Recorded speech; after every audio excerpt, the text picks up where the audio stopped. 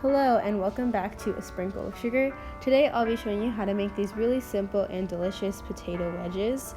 So the first thing you're going to need to do is to gather your ingredients. So we're going to need a few simple spices for this recipe, and you're going to need 1 teaspoon of each one of the spices I'm about to list. So you're going to need paprika, chili powder, black pepper, cumin powder, garlic salt, and oregano leaves. And if you don't have garlic salt, you can just substitute it with freshly chopped garlic and some salt. Then you're going to need some potatoes. I used 4 medium-sized ones. And finally, 2 tablespoons of oil.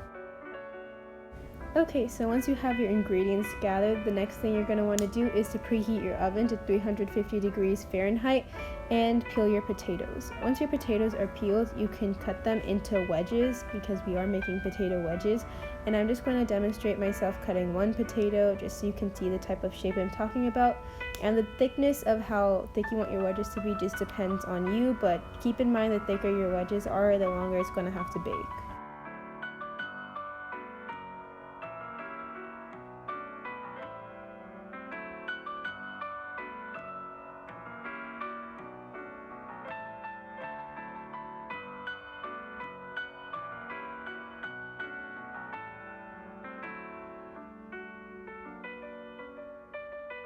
Okay, now comes the fun part, which is to add the spices to the potatoes.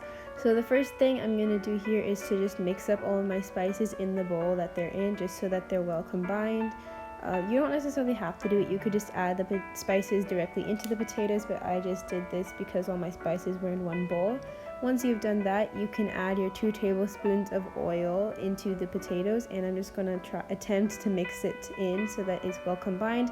The oil acts as sort of a binding agent for the spices and the potato, just so that the spices can kind of stick to the potato and it's not too dry. So you don't need too much of it, but you also want to make sure all the potatoes are coated with oil. And once you've done that, you can just add the spices and mix them in until it's well combined. Okay, the final step is to lay out all of the wedges that have the spices on them on a baking tray. You want to lay them out so that they're not overlapping each other, because otherwise they won't really get baked evenly. So yes, that's what I'm just doing here. And once you've done that, you can put them in your oven, again for 350 degrees Fahrenheit. And I put mine in for about 20 to 30 minutes, but it depends on how crunchy or how cooked through you want them, and also how thick you cut them. So you might just want to play around with it, but I'd say at the very least probably 15 to 20 minutes.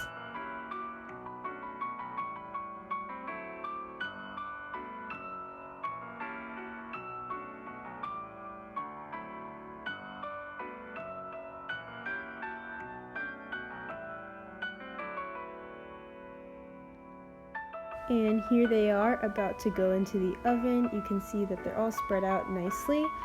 And here they are out of the oven. They're all baked through and nice and yummy. And that is it for this recipe. I hope you enjoyed.